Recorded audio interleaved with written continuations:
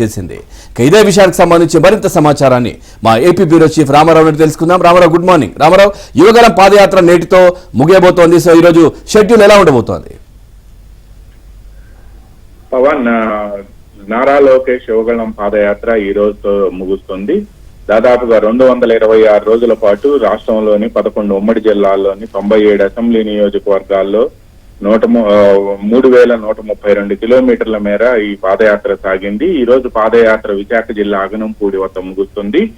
సాయంత్రం 5 గంటలకి ఈ పాదయాత్ర ముగియబోతోంది. రేపు నారా లోకేష్ ఈ పాదయాత్ర విజయవంతానికి కృషి చేసిన కార్యకర్తలు, వాలంటీర్లు, అదేవిధంగా వివిధ విభాగాల కన్వీనర్లు, కమిటీల కన్వీనర్లు, కమిటీలకు సంబంధించి బాధ్యత వహించిన వారందరితో కూడా రేపు వారందరితో లంచ్, డిన్నర్ సమావేశాలు ఏర్పాటు చేయబోతున్నారు. మొత్తం ఎన్టీఆర్ ఫ్యామిలీ అంతా కూడా అక్కడికి రాబోతుంది.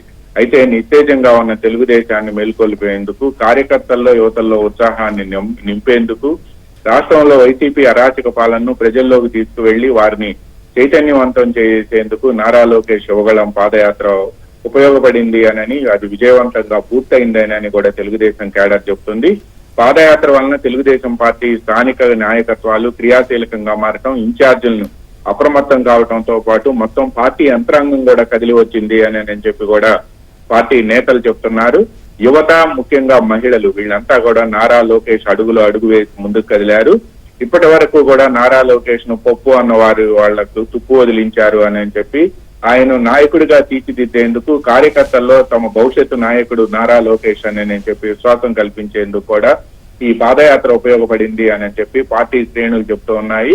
మధ్యలో పాదయాత్రకు అవాంతరాలు, నారా లోకేష్ అయితే మాత్రం పాదయాత్రను నిరాటంకంగా కొనసాగించాలని భావించినప్పటికీ కూడా మధ్యలో పాదయాత్రకు అనే ఆటంకాలు ఎదురయ్యాయి.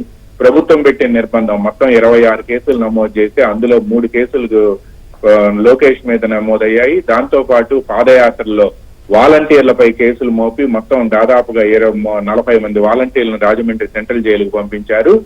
గన్నవరంతో పాటు భీమవరం అనేక ప్రాంతాల్లో కూడా లోకేష్ యువగళం పాదయాత్రకు సంబంధించిన వాలంటీర్లపై రెచ్చగొట్టడం, దాడులు చేయటంతో తిరిగి వాళ్ళ మీదనే కేసులు పెట్టడం వంటి సంఘటనలు కూడా చోటు చేసుకున్నాయి. మధ్యలో తెలుగుదేశం అధినేత చంద్రబాబు నాయుడు అరెస్టుతో లోకేష్ యువగళం పాదయాత్రకు కొద్ది రోజులు బ్రేక్ పడినప్పటికీ ఆ తర్వాత మళ్లీ పునఃప్రారంభమైంది.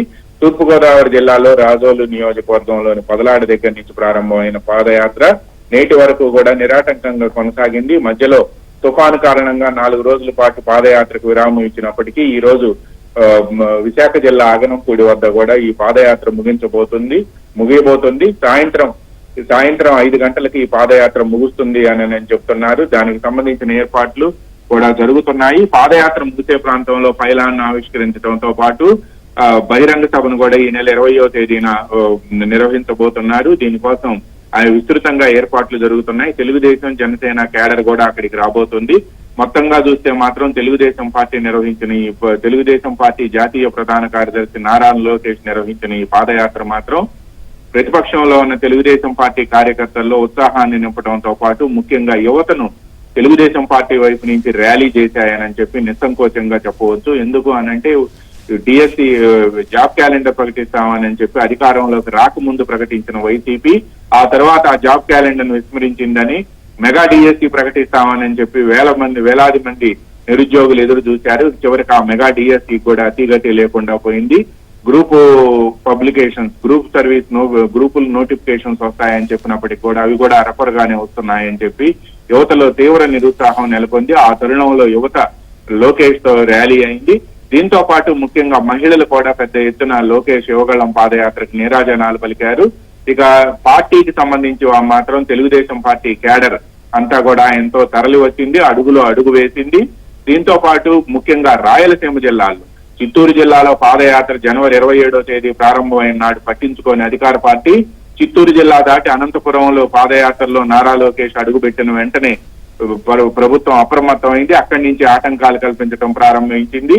ముఖ్యంగా సీఎం జగన్ సొంత జిల్లా కడపలో కూడా పాదయాత్రకు నీరాజనాలు రావడంతో పాటు యువగళంలో యువత ఎక్కువగా పాల్గొనడంతో ఈ మొత్తం వ్యవహారం అధికార పార్టీ అప్రమత్తం అవటమే కాకుండా ఆటంకాలు కల్పించడం, రెచ్చగొట్టడం, వ్యతిరేకంగా ఫ్లెక్సీలు ఏర్పాటు చేయడం, వాలంటీర్లను రెచ్చగొట్టడం వంటి కార్యక్రమాలతో పాదయాత్రకు భగ్నం కలిగించేందుకు, ఆటంకాలు కల్పించేందుకు కూడా ఏర్పాట్లు చేశారు.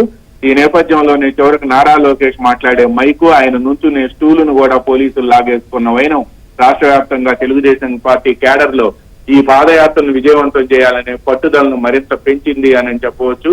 ఇక దీంతో పాటు పాదయాత్రకు సంబంధించి ప్రధానంగా లోకేష్ ఇచ్చిన హామీలు కూడా ఆయన ఆయా వర్గాలు వివిధ వర్గాలతో సమావేశమయ్యారు, పలు బహిరంగ సభలు నిర్వహించారు. ప్రతి నియోజకవర్గంలో కూడా బహిరంగ సభ పాదయాత్ర ముగిసే రోజు నిర్వహించారు.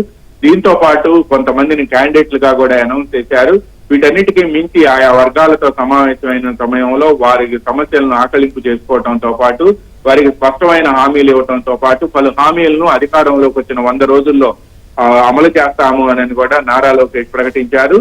ఎవరైతే అధికార పార్టీకి సంబంధించిన నేతలు అధికారులు ఉన్నారో వాళ్ళు తెలుగుదేశం పార్టీ క్యాడర్ మీద అక్రమ కేసులు పెట్టారో వాళ్ళని మాత్రం ఎట్టి పరిస్థితుల్లో వదిలేది లేదు అని చెప్పి న్యాయబద్ధంగానే వాళ్ళకి సంబంధించి వాళ్ళపై తిరిగి చర్యలు తీసుకుంటాము అని కూడా లోకేష్ ఒక రెడ్ డైరీని ఏర్పాటు చేసి అందులో వాళ్ళ పేర్లు నమోదు చేస్తున్నామని కూడా పలు ప్రాంతాల్లో ఆ రెడ్ డైరీని కూడా చూపారు. దీంతో పాటు లోకేష్ యువగళం పాదయాత్రలో ఆయా సామాజిక వర్గాలతో సమావేశం అవటమే కాకుండా వాళ్ళు ఎదుర్కొంటున్న సమస్యలను కూడా పరిష్కరించేందుకు హామీ ఇచ్చారు. ఇక వీటన్నిటికీ మించి తెలుగుదేశం వైసీపీ పాలనలో ఈ 4.5 సంవత్సరాల కాలంలో తెలుగుదేశం పార్టీ కార్యకర్తలు సానుభూతి పరులు ఎవరైతే హత్యలకు గురయ్యారో వాళ్ళ కుటుంబ సభ్యులతో నారా లోకేష్ ఉమ్మడి గుంటూరు జిల్లాలో నిర్వహించిన భేటీ మాత్రం పార్టీ వర్గాల్లో మనోధైర్యాన్ని నింపిందని చెప్పవచ్చు.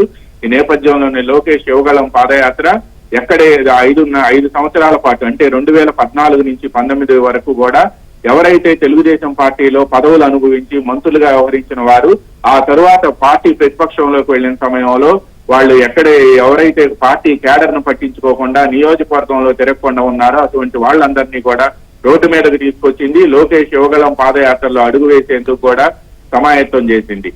లోకేష్ యువగళం పాదయాత్ర జరుగుతున్న సమయంలోనే రాష్ట్రంలో 108 అసెంబ్లీ నియోజకవర్గాల్లో పరిధిలో జరిగిన 3 ఎమ్మెల్సీ ఎన్నికలను కైవసం చేసుకున్నారు.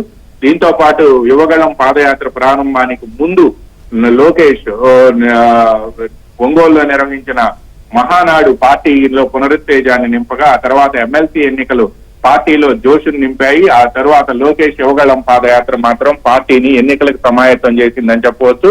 దీంతో పాటు నారా లోకేష్ ను తెలుగుదేశం పార్టీకి భవిష్యత్తు నాయకుడిగా కూడా ఈ పాదయాత్ర తీర్చిదిద్దింది అని చెప్పి ఆ పార్టీ నేతలు సీనియర్ నేతలు సైతం అంగీకరిస్తున్నారు. పవన్.